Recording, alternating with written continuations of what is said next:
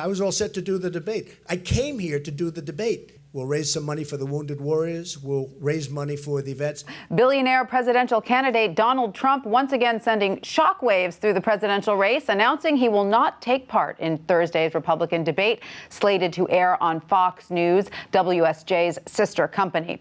How will this affect the Trump campaign and the other candidates in the field? Joining us to discuss is WSJ political reporter Janet Hook, who joins us from Washington. Hi, Janet. Great to see you.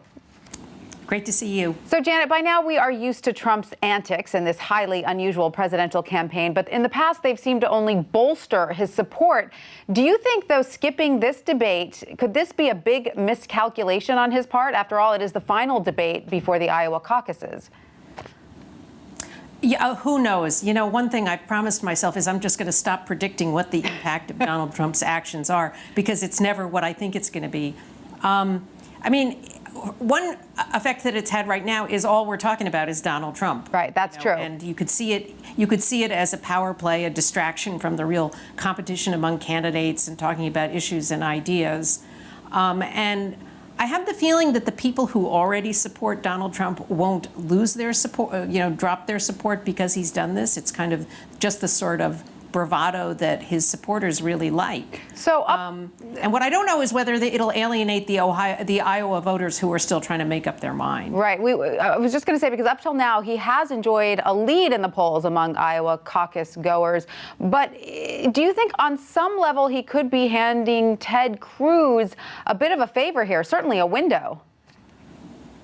Certainly that is, and that's the way Ted Cruz sees it. I mean, last night he was all over this and kind of saying that Donald Trump was afraid of debating, and he kind of threw down the gauntlet and said that he'd debate him one-on-one.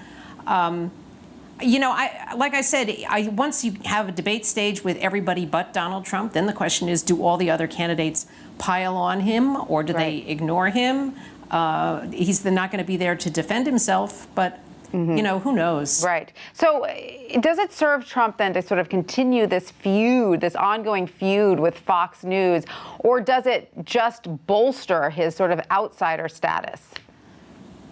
Well, it's a really risky move, because there are a lot of Republican viewers of Fox who really are very attached to the network, and they get a lot of their news from it. So that the Fox viewers part of the party, this isn't a very safe move. It could be, though, as you say, that it just shows that he's beholden to no one in the traditional Republican establishment, both media and in Washington. Right. He certainly seems to be speaking to a certain voter that is not the traditional Republican. Now, of course, there is still time for Trump to change his mind and show up on Thursday. He has, after all, threatened to boycott debates before. Would he be able to do that and still save face? Boy, he's going to have to come up with a very clever maneuver to make it not look like a shameless flip-flop. I suppose there's still negotiations going on that could change his mind. It's hard to see how he would couch it in a way that it didn't look like a sign of weakness. Certainly. All right. Thank you so much, Janet Hook in Washington, for that. Thank you.